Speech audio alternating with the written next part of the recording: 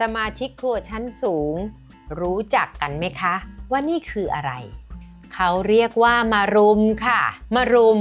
เป็นผักพื้นบ้านที่หลายๆคนอาจจะลืมนึกถึงไปแล้ววันนี้ครัวชั้นสูงจะมาสอนทำแกงมะรุมค่ะ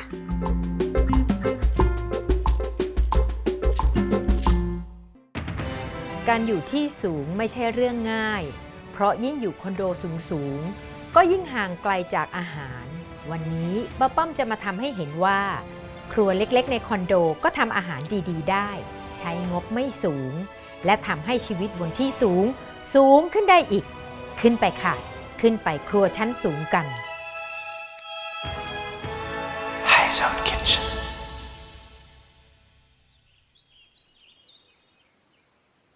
มะรุมเนี่ยนะคะเป็นต้นไม้ที่ออกมาเป็นฝักแบบนี้จริงๆคนโบราณน่ะกินมะรุมเพื่อที่จะใช้เป็นยาเขาเชื่อกันว่ามะรุมเนี่ยสามารถลดไขมันคอเลสเตอรอลทั้งหลายโรคที่มาเป็นแพ็กเกจอะค่ะแต่นอกจากนั้นยังเป็นตัวช่วยบำรุงเช่นจอประสาทตาหรือหลอดเลือดที่เสื่อมไปตามวัยเพราะมีสารต้านอนุมูลอิสระแต่คนโบราณนะคะบางคนเนี่ยเขามีความเชื่อว่าอย่าปลูกมะรุมในบ้านเพราะว่าทุกอย่างจะมารุมมาตุ้มดูวุ่นวายไปหมดเอาล่ะค่ะวันนี้เราจะมาลงมือทำแกงมะรุมแกงมะรุมของป้าป้อมเนี่ยก็จะมีฐานจากแกงส้มค่ะแต่วันนี้เราจะแกงกับหมู3ชั้นตำราเนี้ยนะคะป้าป้อมไปได้กินครั้งแรกแถวชลบุรีเขาจะทำเป็นแกงส้มแต่จะเป็นแกงส้มที่ออกมาค่อนข้างหวานก็ไม่เลวนะคะเพราะว่าแกงกับหมูเราไม่ต้องห่วงว่ามันจะคาวหรือเปล่าก่อนอื่นเลยนะคะป้าป้อมจะต้มน้ำเพื่อที่จะต้มหมู3ชั้นค่ะการต้มหมู3ชั้นนะคะป้าป้อมก็ใส่เกลือลงไปหน่อยนึงเพราะเวลาเราต้มอะไรเนี่ยเราอยากให้เนื้อสัตว์นั้นๆมีรสชาติอยู่ในตัวบ้างการต้มหมู3ชั้นของป้าป้อมเนี่ยต้มให้พอหมูด้านนอกสุกแข็งตัวเพราะหมู3ชั้นที่สุกแล้วจะหั่นง่ายกว่าค่ะเห็นไหมคะหมู3ชั้นที่ยังไม่ได้ต้มเนี่ยจะหั่นค่อนข้างยากเพราะความเป็น3ชั้นมีไขมันแทรกอยู่ระหว่างกลางเนื้อก็จะดิ้นไปดิ้นมาแบบนี้เลยค่ะระหว่างรอน้ำเดือดนะคะเรามาดูกันว่าเราจัดการอย่างไรกับมะรุมนี่ค่ะมะรุมเต็มฝักเป็นแบบนี้แต่กลายเป็นว่าสมัยนี้หาซื้อมะรุมแบบทั้งฝักยากกว่ามะรุมที่ปอกแล้วหั่นแบบนี้ค่ะถ้าได้มะรุมมาเป็นฝักนะคะก็ง่ายนิดเดียวตอนนี้เรามีมีดปอกโดยเฉพาะนะคะจะได้ไม่บาดมือเราปอกแบบนี้เลยค่ะ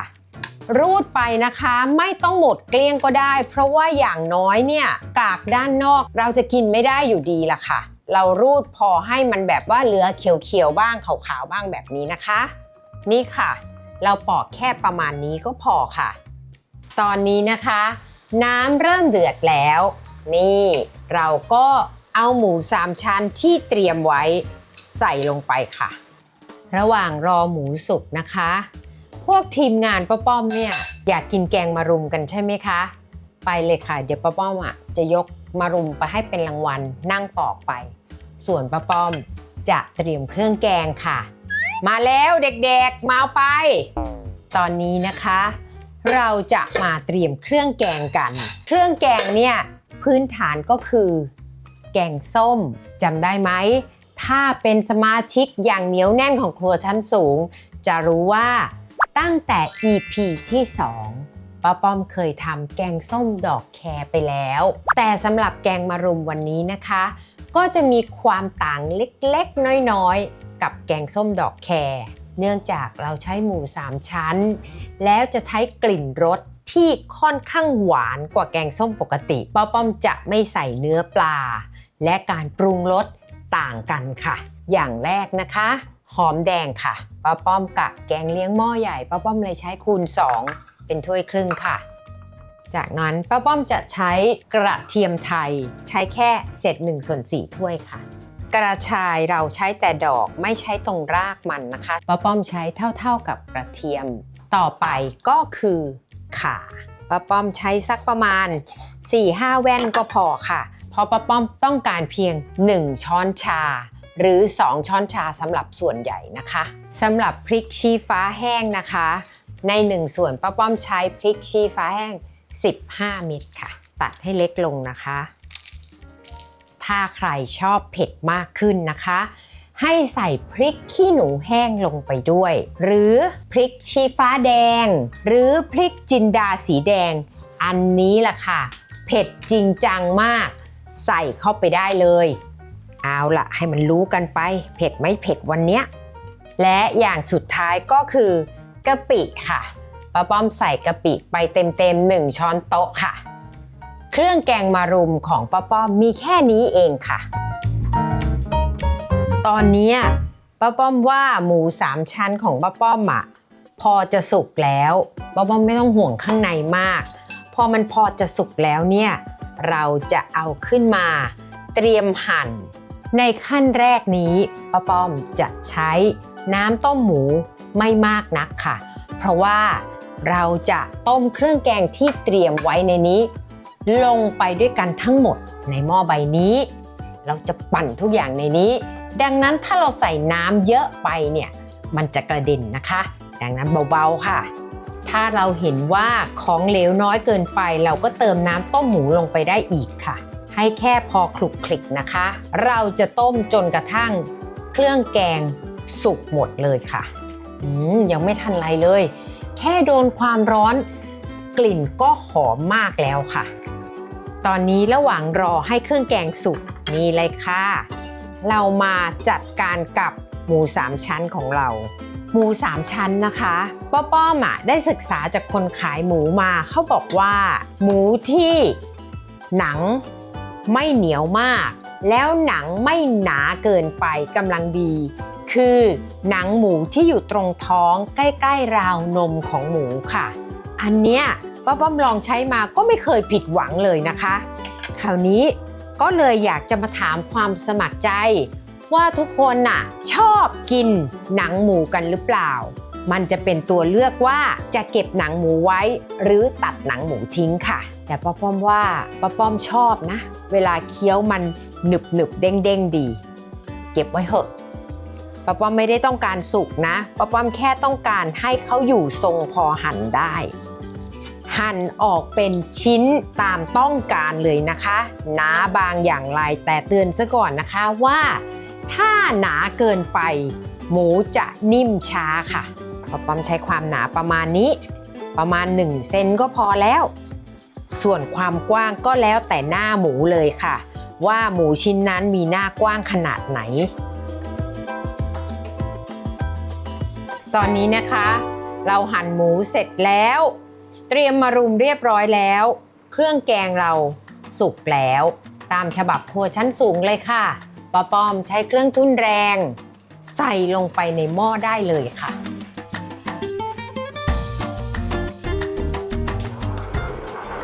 เมื่อปั่นไปเนี่ยนะคะเราจะสังเกตเห็นว่าสีของพริกแตกออกมาเรื่อยๆพริกแกงของเราก็จะค่อนข้างเป็นสีส้มสวยงามมากเลยค่ะอันนี้คือผลจากพริกชี้ฟ้าแห้งที่เราเลือกสีสดๆมาและพริกชี้ฟ้าสีแดงค่ะเมื่อเครื่องแกงได้ที่นะคะเราก็กลับมาหาหม้อเดิมคือหม้อที่มีน้ำต้มหมูค่ะเราจะไม่เสียอะไรทิ้งเลยนะคะเพราะทุกอย่างหอมมีรสชาติในตัวมันเองเราก็นำแกงส้มลงไปละลายในน้ำต้มหมูของเรา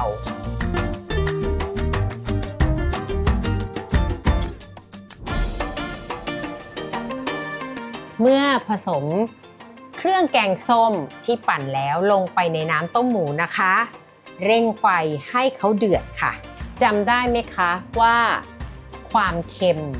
ในหม้อนี้มีอะไรแล้วบ้างข้อแรกอยู่ในเกลือที่เราต้มหมูใช่ไหมคะข้อที่2กะปิค่ะ เราใส่กะปิไปตั้งเยอะรับรองมีความเค็มแบบอูมามิคืออร่อยอยู่แล้วที่เหลือเราจะเติมความเค็มของเราด้วยเกลือกับน้ำปลาค่ะ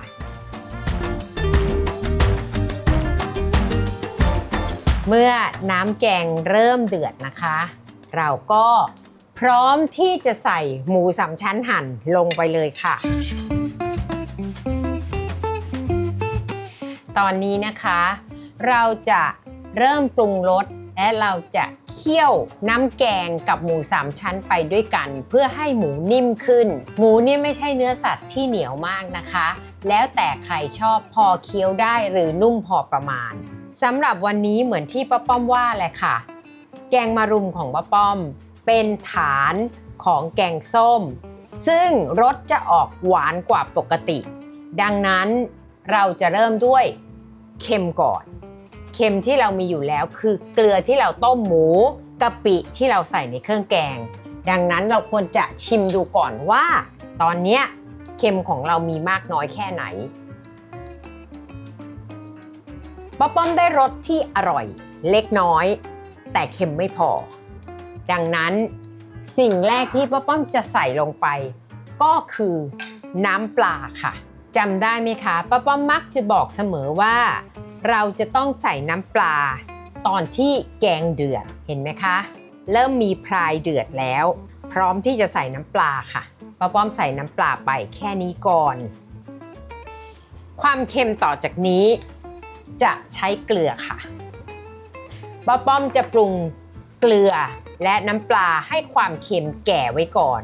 เพราะว่ารสที่จะตามมาคือหวานกับเปรี้ยวถ้าเราเค็มไม่พอจะสู้อีก2รสเขาไม่ได้ค่ะเมื่อเค็มได้ที่อย่างที่ต้องการแล้วป้าป้อมจะใส่น้ำตาลมะพร้าวจะใช้น้ำตาลมะพร้าวน้ำตาลปี๊บน้ำตาลโตนดได้ทั้งนั้นเลยเห็นไหมคะป้าป้อมจะใส่ค่อนข้างเยอะเพราะว่าป้าป้อมต้องการให้รสหวานชัดค่ะสำหรับแกงมะรุมการที่เราจะชิมว่ารสหวานของเรามากพอต้องใจเย็นๆนะคะไม่ใช่ใส่น้ำตาลลงไปปุ๊บชิมปั๊บน้ำตาลยังไม่ทันละลายใส่เพิ่มเข้าไปอีกรับรองคราวนี้หวานเชียบเลยค่ะ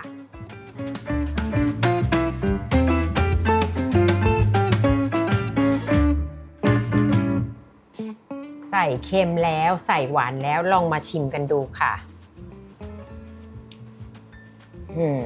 ป้าป้อมได้รสที่ความหวานแก่กว่าแกงส้มปกติแล้วนะคะ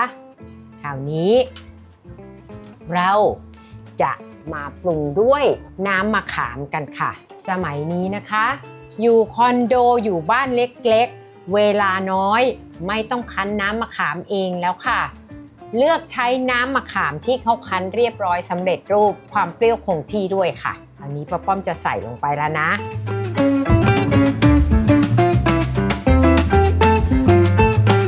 ตอนนี้นะคะเราได้รสชาติตามที่ต้องการแล้วแต่จริงๆป้าป้อมแอบเก็บความเปรี้ยวไว้อีกนิดนึงเพราะเวลาเราจะกิน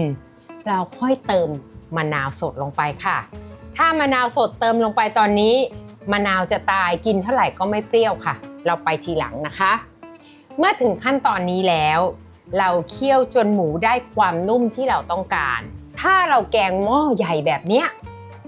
เราสามารถแบ่งเก็บเป็นกล่องๆไว้ตั้งแต่ตอนนี้เลยค่ะพอถึงเวลาจะรับประทาน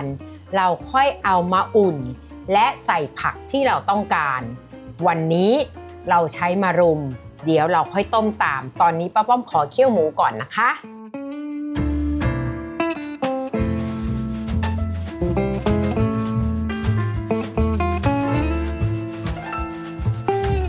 เคี่ยวหมูสามชั้นได้ประมาณนี้ป้าป้อมชอบแบบเด้งๆนิดนึงก็เลยคิดว่าจะพอแล้วจะเริ่มแกงแล้ววันนี้ป้าป้อมสงสัยว่าป้าป้อมจะต้อง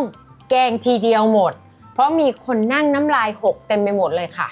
ดังนั้นนะคะป้าป้อมคงต้องเปลี่ยนเป็นหม้อที่ใหญ่ขึ้นก่อนที่จะใส่มะรุมลงไปค่ะหมูสามชั้นพร้อมแล้วและน้ำแกงปรุงรสเรียบร้อยแล้วนะคะเรารอเดือดจัดอีกครั้งหนึ่ง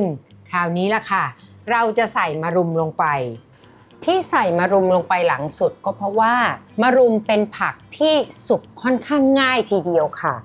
ตามสไตล์ผักนะคะเดี๋ยวเขาก็จะยุบลงไปเหมือนผักอื่นๆค่ะเมื่อตอนสุกแล้วนี่ค่ะเราดูเมื่อ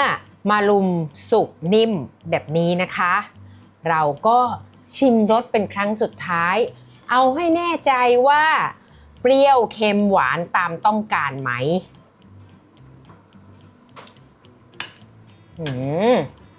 ป้าป้อมว่าป้าป้อมได้รสที่ต้องการนะคะสุดท้ายเหมือนที่เราบอกว่า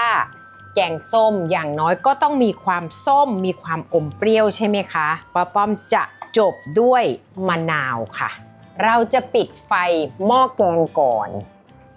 บีบมะนาวลงไปตอนสุดท้ายค่ะณจุดนี้นะคะเราจะได้ความเปรี้ยวแหลมของมะนาวค่ะจำไว้นะคะให้ใส่มะนาวตอนที่เราปิดไฟเรียบร้อยแล้วไม่งั้นมะนาวจะมีสิทธิ์ขมได้ค่ะ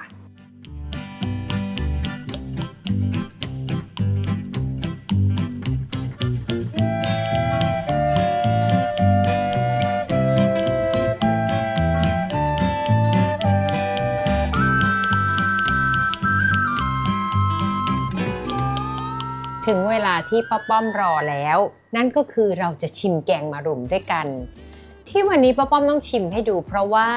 บางครั้งเด็กรุ่นใหม่อาจจะยังไม่รู้จักว่ามะรุมกินอย่างไรนะคะเมื่อเด็กๆเนี่ยที่แม่ทำให้กินเนี่ยปอกเปลือกจนเกลี้ยงแต่ยังไงก็ตามป้าป้อมก็ไม่ชอบป้าป้อมจะเจอเสี้ยนตลอดเวลาเราจะมาหัดให้เด็กๆดูว่าเรากินมะรุมกันอย่างไรยังไงเสียมันก็มีเสี้ยนป้าป้อมจะตักทั้งอ่อนทั้งแก่ให้ดูนะคะอันนี้แบบแก่อันนี้แบบอ่อนวิธีกินนะคะอย่างแรกต่อให้อ่อนยังไงก็มีเสี้ยนป้าป้อมจะแบะออกอย่างนี้ค่ะแล้วเราก็จะรูดเฉพาะเนื้อแบบนี้นี่คือเนื้อมะรุมส่วนที่เราจะกินมันจะได้น้อยใช่ไหมคะป้าป้อมก็จะมีวิธีค่ะป้าป้อมจะรูดแล้วกองรวมกันไว้ก่อนฝักที่แก่นะคะเม็ดจะแก่แต่เนื้อด้านในจะเยอะกว่าค่ะเมื่อเราได้แบบนี้แล้วป้าป้อมพร้อมจะกินกับข้าวแล้วค่ะตักน้ำแกงราดลงไปรับประทานได้เลยค่ะจริงๆเนี่ยนะคะมะรุมเนี่ยจะมีรสชาตินุ่มนวลเห็นไหมคะป้าป้อมเคี้ยวแป๊บเดียวเหมาะแก่ผู้ใหญ่ไปลองทำกันดูตอนนี้ป้าป้อมขอรับประทานต่อเลยค่ะ